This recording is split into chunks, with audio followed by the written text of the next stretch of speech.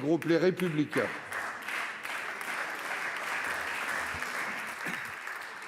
Monsieur le président, mes chers collègues, ma question s'adresse à Monsieur le ministre de l'Agriculture. On le voit dans la banlieue de Strasbourg, poursuivant un homme en quad, dans le jardin d'un particulier dans la Drôme, s'attaquant et tuant un chien domestique, aux abords de nos villages alpins. À part dans la Manche, il a été repéré partout en France. Le loup devient un véritable fléau dans nos campagnes, étendant son territoire à la recherche de nourriture. L'homme ne lui fait plus peur. Dans le Var, à la Verdière, ce sont 300 bêtes du troupeau de l'éleveur local qui ont été tuées en 2020. Le loup est même entré dans la bergerie. Dans le Var, toujours en 2020, ce sont 368 attaques, 1156 victimes, 13 meutes identifiées, et ces chiffres croissent chaque année. Outre le coût financier, il y a une profonde lassitude chez les éleveurs. De plus en plus, ils jettent l'éponge, faute de se sentir soutenus par les pouvoirs publics. La question du loup, c'est également celle de la sécurité alimentaire. Quand le pastoralisme disparaît de nos territoires, alors que nous prenons le refus des élevages intensifs, outre la fermeture des milieux et l'atteinte à la biodiversité, c'est tout simplement l'approvisionnement en circuit court qui en pâtit, et cela au profit des importations de Nouvelle-Zélande et du Royaume-Uni. Est-ce l'agriculture que vous voulez, monsieur le ministre ? Mais le plan loup, c'est aussi 30 millions d'euros cette année, en augmentation régulière, soit 60 000 euros par bête, qu'on estime à 580. Bien que ce soit politiquement incorrect, je vous interroge. Qu'apporte le loup à la biodiversité, puisqu'il n'a plus de prédateurs hormis l'homme ? Les brigades loups et les louvetiers n'en abattent que très peu, faute de moyens et d'autorisation. Il faut aujourd'hui non seulement organiser un vrai décompte de ce prédateur, mais aussi ajuster les autorisations préfectorales de tir et de prélèvement et faciliter les tirs de défense pour les éleveurs. Monsieur le ministre, les éleveurs dans nos communes pastorales sont excédés. Montrez-leur que vous les entendez avant qu'il ne soit trop tard. Pour vous répondre, la parole est à Madame Emmanuelle Wargon.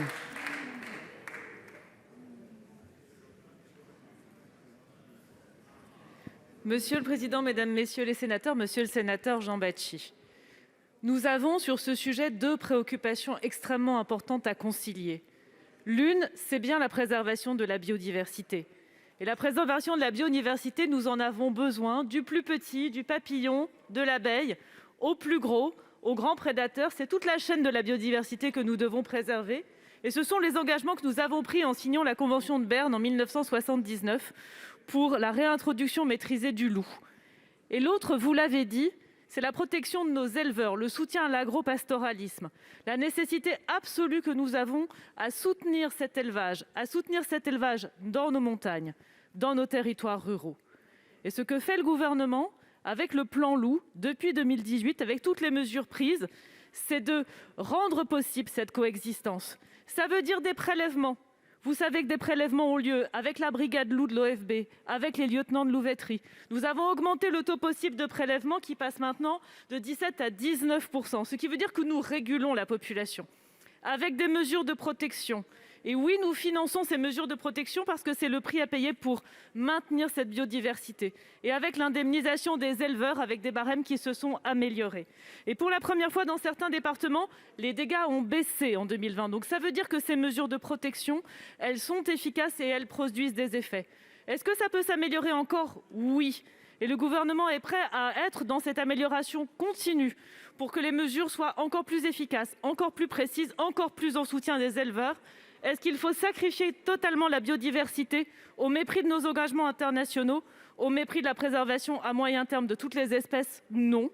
La coexistence est indispensable et nous allons la rendre possible. Merci, quelques secondes.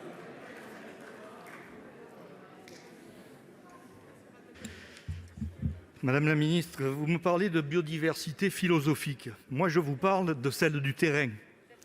Je vous invite tous à venir voir un troupeau attaqué par un groupe de loups. Vous verrez des dizaines de bêtes au sol, égorgées, dépecées, à moitié dévorées, parfois encore vivantes en train d'agoniser. Et je ne pense pas que la cause animale et la biodiversité y gagnent beaucoup.